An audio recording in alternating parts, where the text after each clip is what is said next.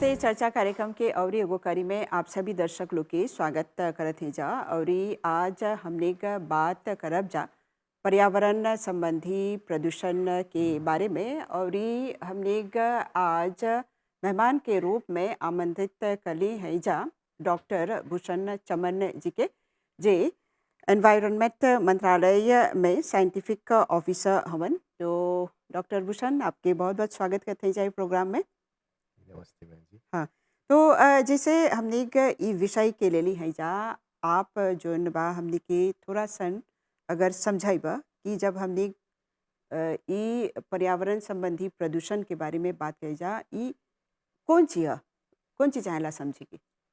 देखा जा पर्यावरण जो है वो अपने में एगो बहुत बड़ा चीज़ है। हम्म, अब एकर में जोन एगो महत्वपूर्ण विषय जो आवेला हौ ह पर्यावरण के ओकर प्रदूषण। हमनी के चाहेला जाने के कि प्रदूषण कौन चीज है। हम्म, जैसे बोला सा ओकर डेफिनेशन कौन चीज है, जमे आम जनता सब कोई से की जाने कौन हम्म, चीज है। जब हमनी एगो पर्यावरण के देखिला सा एगो एनवायरनमेंट के देखिला सा तो हौ में बहुत तरीके के जोन पदार्थ हवन सा सब्सटेंस बा। हम्म, जब हौ में हानिकारक पदार्थ चलावेला और surtout जोन हानिकारक पदार्थ उ अधिक मात्रा में उ एनवायरनमेंट में पर्यावरण में अपन प्रेजेंस देवेला हम्म, हम्म, तो ओके बोला सा एनवायरमेंटल पोल्यूशन। हम्म, और है जोन प्रदूषण वह हमनी के एनवायरनमेंट के ओकर वायु ओकर लेयर पानी जोन है हम्म, वाटर और जोन माटी जोन है लाते जोन है ओके अफेक्ट करेला। हम्म, एयर पोल्यूशन वाटर पोल्यूशन और सॉइल पोल्यूशन। यानी मॉरिशस भी संबंधित बातें के चाहेला एगो कैसे वजह भी सोचमा क्लिमाटिक चलाल बातें हाँ ई एगो समस्या उत्पन्न करता हमनी के पर्यावरण के भी। बराबर। और यानी कि मॉरिशस जोन है एगो छोटा टापू है हम्म, और मॉरिशस एगो स्मॉल आइलैंड डेवलपिंग हम्म, स्टेट है एगो छोटा टापू हम्म, जो जेके जोन है जलवायु परिवर्तन क्लाइमेट चेंज बहुत ही अफेक्ट करेला। बस कि हमनी के जोन प्लास हमनी सिचुए है सा और ये छोटा है सा बहुत बड़ा बड़ा देश से हमनी दूर है सा तो सब अफेक्टे करेला हमनी के हम्म, और ये हमनी के इर्द गिर्द जोन है एगो लुसियाँ है। हम्म, तो हमनी के पेई जोन है मॉरिशस देश जोन है वो भले ही हमने देखिला सा हरियाली सगरो बा हमनी के देश बहुत सुंदर बा। हम्म, पर्यटक पर्यटक जो आवेलन सा वो लोग खासकर जो है आकर्षित रहेलन सा हमनी के देश के हरियाली के देख के ओकर लाफोए देख के ओकर सब जब जोन बा जोन सुंदरता बा ओके देख के हम्म, मिसलमा हमनी के पेई जोन है हमनी के देश वो अफेक्टे है हम्म, प्रदूषण से। हम्म, देखबा कोनो जोन है प्लास में कचरा बा वो हम्म, एगो प्रदूषण है। कहाँ कहाँ पर अवैध जोन है कचरा फेंकेलन सा हम्म, इलीगल डंपिंग। हम्म, पफवा हमने देखब सा हमने के नदी वो प्रदूषित बा हम्म, हमने के वायु प्रदूषित बा। अब समुद्र के देखब सा वहू पफवा प्रदूषित हो जाला। अब जोन कारखाना लोग हवन सा वो लोग अपन गतिविधि से वेस्ट वाटर जोन है जोन पानी जोन खराब पानी वो लोग फेंकेलन सा। हम्म, अब कृषि जब देखब सला गिलचिया में जोन जोन पदार्थ से भी होला जैसे खाद से भी होला फर्टिलाइजर। अब कीटनाशक पदार्थ बा हम्म, पेस्टिसाइड जे अधिक मात्रा में सेवी करब सा तू हमनी के एनवायरनमेंट के अफेक्ट करेला। हम्म। ये सब जैसे मुख्य जोन सोर्स है हम्म पोल्यूशन के जैसे प्रदूषण के जैसे आप बोला कि कारखाना बातें हम्म और ये विभिन्न ऐसा गतिविधि से भी ये पोल्यूशन हुआ था। हम्म लेकिन हमने के चाहना सोचे कि अगर बहुत ज़्यादा पोल्यूशन रही प्रदूषण रही तो हमने के स्वास्थ्य पर असर पड़ेला। हाँ देखा जब हमनी सोचिला सा पोल्यूशन प्रदूषण बतियाला सा हमनी खाली सोचिला सा एगो कॉन्सेप्ट है हम्म, सिपा खाली ला नाचुर के वो अफेक्ट करेला। हम्म, ये बात सच है कि वो ला नाचुर जोन है जो नेचुरल एनवायरनमेंट है ओकरो अफेक्ट करेला। हम्म, मिसलमा हमनी एगो प्राणी है सा हम्म, जो मनुष्य है एगो प्राणी है हमनी है एनवायरनमेंट में है पर्यावरण में जीला सा हम्म, तो हमनियो है पर्यावरण के हिस्सा है सा। हम्म, तो जब हमनी है पर्यावरण के हिस्सा है सा तो नॉर्मल हमनी के जो स्वास्थ्य हमनी के ला santé है से अफेक्ट हुई। जैसा जैसे जब दिखबा थे एगो जे वायु प्रदूषित है हम्म, तो ढेर तरह के जोन बीमारी हमनी के सकी हुई जैसे हम्म, अस्थमा जोन हम्म, बोला से रेस्पिरेटरी हम्म, डिजीज रेस्पिरेशन से हमनी जोन अफेक्टे करेला तो सकी हुई अब जे पानी surtout पानी जे हमनी कंsomme करेला से हमनी पानी पीला से तो जल जे प्रदूषित रहेला तो हमनी के सांते के सकी प्रदूषित करी और हम्म, ढेर ऐसे जोन बीमारियों बा एके बोला से वाटर बोर्न डिजीज हम्म, तो ऊ जल से आवेला तो जल जब प्रदूषित रहेला तो अब हमनी के जोन समुद्र समुद्र जे पानी कोंटामिने बा हो जा और ढेर कोई वो लोग जोन समुद्र से जोन सी फूड आवेला मच्छी इत्यादि वो लोग जोन ह भोजन के रूप में वो लोग हम्म, खालन सा त जे एगो जोन सी फूड मच्छी सिपा ओगित इत्यादि जोन ह जे वो एगो ऐसन पानी में बा जोन पानी कोंटामिने में प्रदूषित पानी में बा समुद्री पानी त ऊ जे हमनी कंसोमे करब सा त हमनी के स्वास्थ्य के सकी बहुत हानि पहुँचाए हम्म, और surtout जोन l'environnement में बा जोन प्रोडक्ट chimique जे ऊ जोन बा l'environnement में बा ऊ लॉन्ग टर्म हमनी के ला santé की सकी अफेक्ट करी तो हम्म, हमनी के चाहेला बहुत ध्यान दे के ई सब में हैजा एगो बहुत अच्छा बात बोला कि जैसे हमने के समुंदर बा लगून जोन बाते हैजा परी एगो भारी समस्या दिखल जला जोन हमने के जल जंतु के प्रभावित करेला अक्सर दिख रहे हैं जा कि कितना टन के ई वेस्ट निकालल हम्म, जला जोन प्लास्टिक रहेला वो हम्म, देखबा कान बाते वो देखबा बुतेई बाते तो ई से काफ़ी प्रभाव पड़ेला हमने के समुंदर के तो एकर पर अगर थोड़ा सा सकबा उल्लेख करें। देखा जा है जोन पोल्यूशन बा एगो पोल्यूशन डायरेक्टली जोन ह मनुष्य हमनी जोन है से डायरेक्ट लाते हुए पर मट्टी पर हमनी फेंकिला सा हम्म, माटी पर deuxième type de pollution हमनी नदी में डालिला सा हम्म, और troisième type de pollution direct हमनी समुद्र में हम्म, डालिला सा हम्म, जोन जोन pollution हुएला problème pollution ou human induce ça veut dire हमनी मनुष्य हुए है pollution वा करेला सा mais seulement हमनी के चाहेला जाने के même जे एगो चीज प्रदूषित करत है सा ou disons माटी में है सिपा नदी में बा में दैन्य जोन है हम्म, सबसे पछिला जोन है वो समुद्रवे में जाला हम्म, सब चीज दैन्य ले समुद्रवे में जाला वो हम्म, जैसे बोइला सा अंग्रेजी में ओकर फाइनल सिंक जोन है वो समुद्र है हम्म, त जे एगो बुते फेंकबा एगो बुते प्लास्टिक फेंकबा हम्म, सिपा एगो प्लास्टिक के प्लास्टिक बैग वो फेंकबा ते दैन्य ले वो फिनी हो जाए वो जाए समुद्रवे में हम्म, अब जैसे तू बोला तो कितना टन से प्लास्टिक निकाला था इस समुद्र में तो ये सब जो है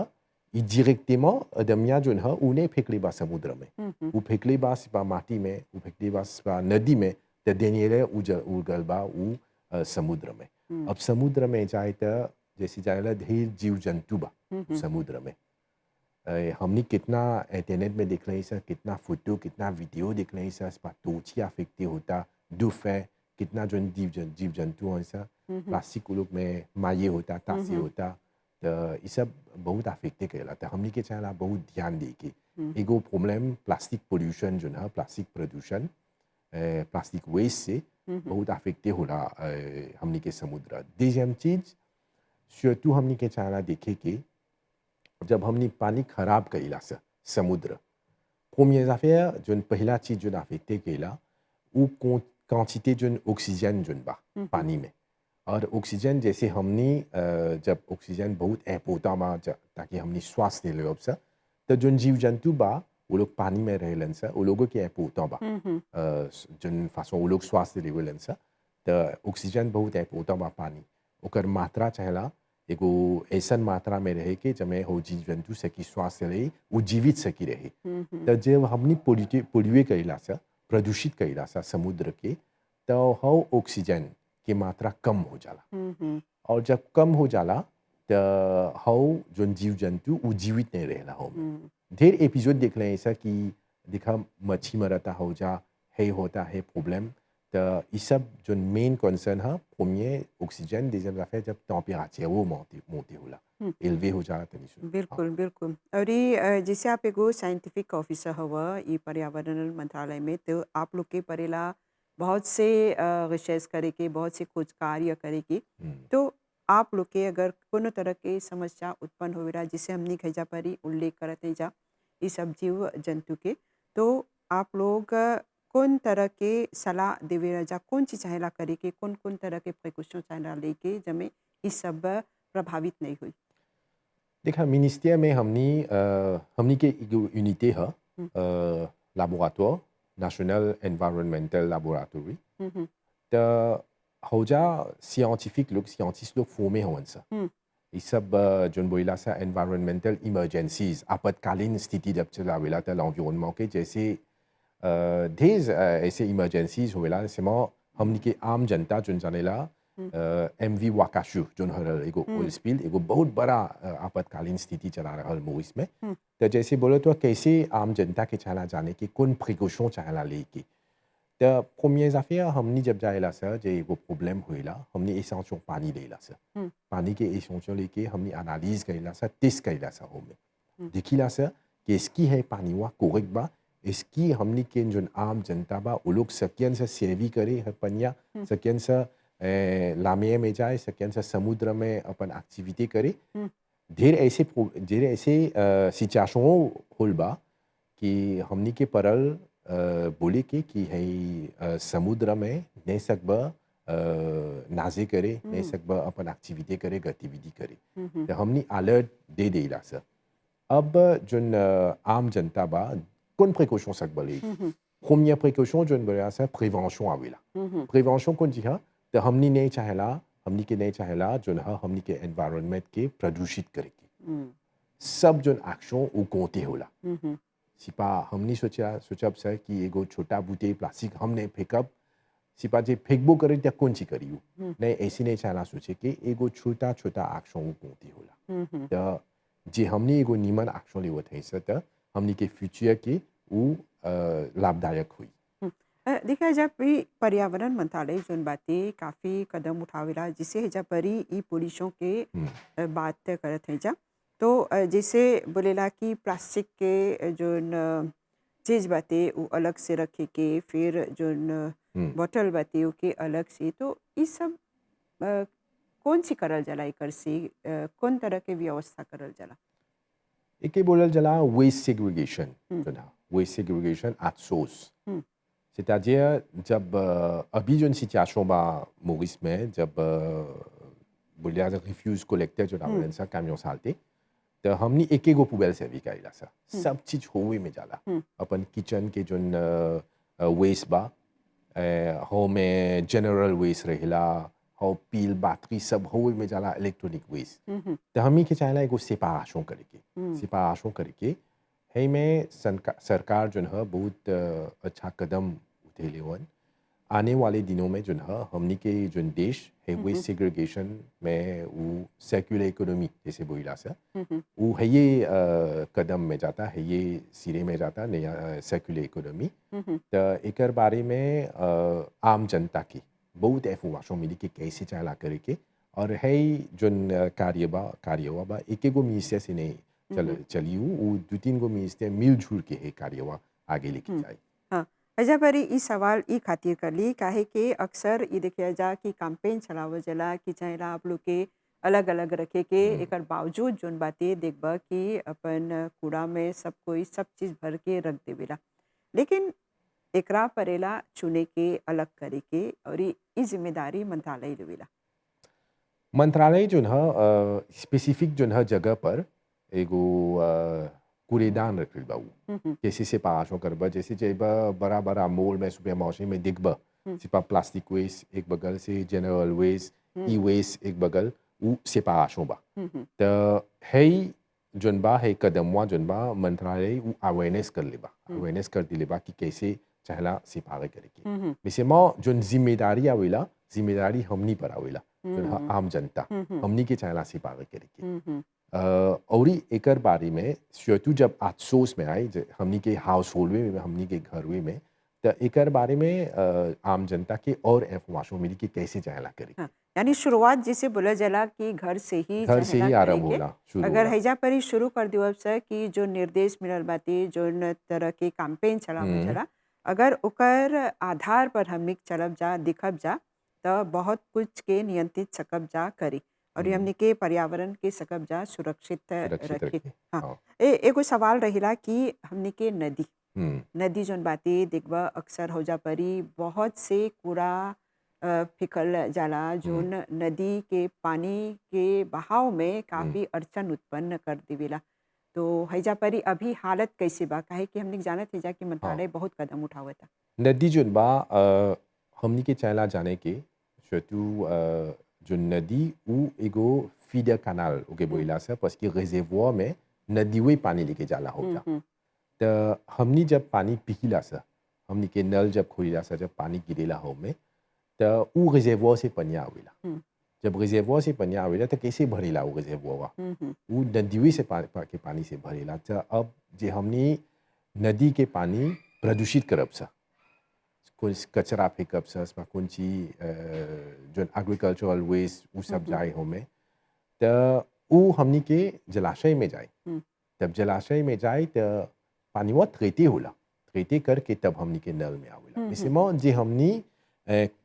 शुरुए से एगो लाबिचुद डाल जब से कि कूड़ा करकट नहीं फेंके के नदी में अब जोन हमनी के कृषि जोन करेलन सा हुँ, वो लोग शतु खाद से भी करेलन सा वो लोग कीटनाशक से भी करेलन सा पेस्टिसाइड और ढेर जगह दिखब सा जहाँ पे नदी बा वो कृषि के गतिविधि सब बा होमे हुँ, हुँ, प्लांटेशन होला हुँ, त हौजा बहुत प्रिकॉशन चाहेला लेके हमनी के चाहेला जितना जोन फर्टिलाइजर जोन हर खाद जोन प्रेस्क्राइब बा हुँ, हुँ, उतने ही चाहेला सेवी करे कि जस्ती नहीं चाहेला सेवी करे के हुँ, हुँ, और जोन कीटनाशक बा पेस्टिसाइड वो चाहेला ओकर जोन मात्रा जोन रिकमेंडे बा उतने वे सेवी करे के हुँ, और जिन्ने सेवी करबा त जस्सी अच्छा बा ऑर्गेनिक कल्चर बियो में जाइबा जस्सी अच्छा बा हुँ, त ई सब जोन ह हमनी के नदी के अफेक्ट करेला त हुँ, आज सोचवे जोन ह जे नदी के नहीं प्रदूषित करब सा त जस्ती अच्छा रही। हुँ। तो हमनी के वायु भी त प्रदूषित हो जाला एकर से। हाँ, वायु त एयर पोल्यूशन जोन ह मोरिस में surtout जब देखिला सा हमनी जब श्वास लेला सा त वायु बहुत हुँ, हुँ, बहुत इम्पोर्टेंट बा और खासकर मोरिस में पोल्यूशन लेयर जोन ह एगो जैसे बोलिला सा लोकलाइज उ सगरो नहीं बा हुँ, हुँ, parfois एगो इवेंट चलावेला एगो सिपा एगो l'industrie सिपा एगो एक्टिविटी से तनी जोन प्रदूषित हो जाला हुँ, हमनी के हुँ, लिए mais जोन मेन कंसर्न बा surtout véhicule हुँ, हुँ, जोन véhicule उ सड़क पर उ लोग जालन सा ढेर कोई लोग तो खोलेला है जा मोरिस में त उ जोन एमिशन जोन लाफी में निकलेला हुँ, लोग हुँ, तो से उ काफ़ी हमनी के जोन l'environnement हमनी के लेयर के प्रदूषित कर देवेला हुँ, हुँ, त हमनी के चाहेला surtout ढेर कोई के दिखबा उ लोग सड़क के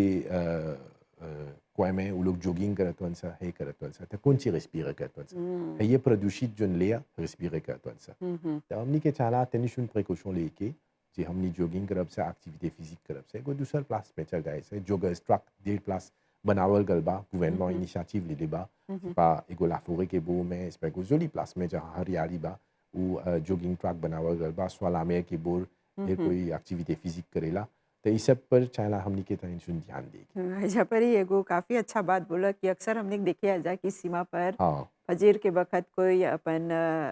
एक्सरसाइज करत हवन सा। एग्जर्सिस करत हुवन सा हाँ, त ई जोन बाते एकर से चाहेला सचेत रहे के कि बहुत उ सचेत एगो चाहेला रहे के। हाँ वो कैसे बजला हैजा पर ही एगो ऐसन हवा बाते जोन पोल्यूए बाते प्रदूषित बाते वो प्रदूषित अच्छा हाँ, नहीं बाते ओकर हाँ। स्वास्थ्य खातिर। बस कि हमनी जब देखब सा जोन व्हीकल में जोन लेयर निकलेला जोन एमिशन निकलेला जोन लाफी में निकलेला धुआं निकलेला हुँ, उ जोन बा गैस जो निकलेला हो में मैक्सिमम मात्रा में उ कार्बन डाइऑक्साइड है हुँ, वैसे में एगो गैस जो है जस्ती निफास निकलेला उ कार्बन मोनोऑक्साइड हुँ, हुँ, उ जब हमनी रेस्पिरे करब से हमनी के स्वास्थ्य खातिर तन को अच्छा नहीं बा हुँ, तो हुँ, surtout जोन भाई बहन उ लोग l'exercice physique कइलन सा l'exercice physique बहुत इम्पोर्टेंट बा सिमा हमनी के चाहेला चुने के चाहे देखे के कि कहाँ करे के हो हुँ, l'exercice हुँ। हइजा परी एगो बात बोला जैसे नदी जोन बाते हुँ, अगर ई प्रदूषित हो जाए त एकर पानी जोन बाते इस्तेमाल करल हुँ, जाला उ ज़रूरी बाते अउरी चाहेला नदी पर कूड़ा हुँ, ई सब नहीं नहीं फेंके फेंके के के। काहे के वो पानी जोन बाते ओकर बहाव जोन बाते वो रुक जाला कहीं न हुँ, कहीं। हुँ, हाँ, तो मंत्रालय के तरफ से जैसे हमने देखे रह जाए कि कुछ कदम उठावल जाला, कुछ फाइन भी बा, हुँ, जे लोग कूड़ा फेंकेलन स नदी हुँ, में या हुँ, फिर कहीं भी। हुँ। हाँ, तो एकर पर कौन सी बोलबा? हाँ, देखा मंत्रालय की ओर से हमनी पहिला हला हमनी एगो कैंपेन एगो मॉनिटरिंग कैंपेन बा हमनी के surtout laboratoire बगल से हमनी मॉनिटरिंग कइला सा हुँ, सब हुँ, जो नदी बा हुँ, नदी के मॉनिटरिंग कइला सा देखिला सा कि पनिया कैसे बा हुँ, इसकी अच्छा पानी बा पनिया कोंटामिने बा पोल्यूए बा बस कि ये पनिया रिजर्वोयर में जाता और पनिया ट्रीटे करके हुँ, हमनी हुँ, के नल में आवेला हुँ, त जे कोई के हमनी देखब सा एविडेंस बा ou polluer कर ले बा त हमनी के एगो स्पेशलाइज यूनिट बा पुलिस de l'environnement हुँ, हुँ, पुलिस de l'environnement वो लोग एनफोर्समेंट में हवन सा हुँ, हुँ, वैसे मिनिस्टेरियो में हुँ, हुँ, एगो यूनिट स्पेशल बा एनफोर्समेंट यूनिट वो लोग जालन से देखिलन से कि कहाँ कहाँ आदमी पोल्यूए करता और जे एविडेंस मिलल बा त अदमिया के ओकर पूछित सब बा फाइन सब बा होमे त हुँ, ये खातिर हमनी के चाहेला बहुत प्रिकॉशन लेके हुँ, surtout parce कि हमनी के सब जो एक्शन है वो कोते है हुँ, अब हुँ, जे वो मूवी एक्शन करत हुआ वो कूड़ा करकट फेंकत हुआ ला रिविère में नदी में और surtout जे एविडेंस बा तोहर पर त प्रॉब्लम में पड़ जाइबा हुँ, तोरा हुँ, पर फाइन पे करके लामान पे करे जैसे बोलिला जैसे c'est कि là emprisonnement हो जाए हुँ, त plutôt चाहेला प्रिकॉशन लेके हुँ। सब जाफे में तो हई खातिर जिसे बोलल जाला कि ढेर कोई नहीं जानेला कि नदी के पानी जौन बाटे इ रिजर्वोयर में जाला। हम्म, हाँ, अउरी इ पानी जौन बा हमनी के नल तक पहुँचेला। हाँ तो चाहेला ध्यान दे के बहुत ध्यान देखिए इस सब हाँ, के बारे में हुँ, हाँ हाँ। तो भूषण जी आप हमनी के कौन-सी बोलबा संदेश के रूप में बहुत चीज़ जौन बाटे हमनी के पर्यावरण संबंधी एकर हम्म, से अवगत नहीं है सा। कुछ बात बाटे जौन चाहेला हमनी के समझे के हमनी के पर्यावरण जौन बाटे इ एकरा कैसे बोलेला स्वच्छ रखे के ज़रूरत बाटे। हम्म। बहुत कुछ पर चाहेला ध्यान दे के। तो आप कौन-सी बोलबा आज के प्रोग्राम में हमनी के जनता के, हमनी के दर्शक लोग के? पहला चीज जन भा जोन एक्शन हमनी कइला से हे एक्शन कोते होला हुँ, हुँ। त छोटा छोटा एक्शन जोन है बाद में हमनी के जोन भविष्य खातिर हुँ, हुँ। बहुत जोन है पॉजिटिव वो सकी हुई त जोन छोटा छोटा एक्शन कइला से जैसे प्लास्टिक के प्रयोग हुँ, सिंगल यूज प्लास्टिक हुँ, हुँ। जो तो है जोन प्लास्टिक सिंगल यूज प्लास्टिक आदमी के चाहला समझे के कौन ची है हुँ, हुँ। सिंगल यूज प्लास्टिक वो एगो प्लास्टिक है जोन खाली एक कुछ सेवी हुई हुँ, हुँ। सिपा एगो bouteille plastique servi que là ça ego gazeuse ba home हुँ, pa pani wo ba home पी के एक नहीं सकब से फिर से सेवी करे वो हुँ। बड़ी फेंक भी करे के पारे एगो गातो की नहीं सा वो एगो साक प्लास्टिक में बा तो साक प्लास्टिक को पारे जैसे गातो वो खा ले लें सा बड़ी फेंके करे के एक ही बोलिया सा सिंगल यूज प्लास्टिक हुँ, हुँ। चा जितना सकब सा हो सिंगल यूज प्लास्टिक के जिमिए करे जैसे हमनी बाजाओ जाब सा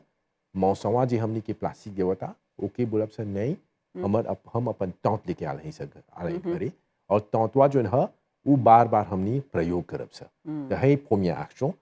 deuxième एक्शन जो है हमनी के चाहला रिसाइकलिंग अपन जोन माते जोन जोन चीज सेवी करेला सर जितना मैक्सिमम सकब सेवी करे ओके सेवी करे हुँ। अब जे एगो चीज सेवी कर सा देखब सा उ एगो मातेयो से बनल बा सकब सा रिसाइकलिंग करे हुँ, हुँ। तो ओके रिसाइकलिंग करब सा औरी जोन सैप सैप एक्शन पानी के प्रदूषित नहीं करे के वायु के प्रदूषित नहीं करे के माटी के जोन हमने के सॉइल पोल्यूशन वो नहीं करे के और सबसे जो महत्वपूर्ण चीज सकब से करे हुँ, सेतु लड़का लोग के चाहना सिखाए के एगो पौधा चाहना रोपे के हुँ। और पौधा पौधा आगे उबर के एगो बड़ा वृक्ष हो जाए हुँ, हुँ। तो वृक्षवा हमने के ऑक्सीजन देवेला हमने के कितना जो है लाभ मिलेला एगो वृक्ष से हुँ, तो हुँ। छोटावे से हमने के लड़का लोग के चाहना सिखाए के हम जाने ला स्कूल के करिकुलम में बाती हुँ, हुँ। लड़का के सिखावल जला प्रोफेसर लोग बतावेला कि कैसे चाहला l'environnement के प्रोटेजे करे के कंसर्वे करे के तो हमनी जो है सा घरे शत्रु अभिभावक जो है पेरेंट्स जो है सा हमने के चाहला अपन लड़का के सिखाए के कैसे चाहला l'environnement प्रिजर्व करे के हुँ। तो डॉक्टर भूषण चमन जी, आपके और ये पर्यावरण मंत्रालय के बहुत-बहुत धन्यवाद देवत हइजा। ई तरह के कार्यक्रम में आप जोन संदेश देला हमने यही आशा करते जा कि हमने के दर्शक लोग तक हमने के जनता लोग तक पहुँचे। तो हमने कुछ अन्य प्रोग्राम भी करब जा पर्यावरण संबंधी। तो अभी खातिर आपके बहुत बहुत धन्यवाद देवत है जा। अच्छा। तो चर्चा कार्यक्रम के ई करी के हमने हैजे परी विराम देवब जा और एगो प्रोग्राम के संगे आप लोग से मुलाकात करब जा। अभी खातिर हमने के और हमने के पूरा प्रसारण टीम के आज्ञा देवब जा। नमस्ते।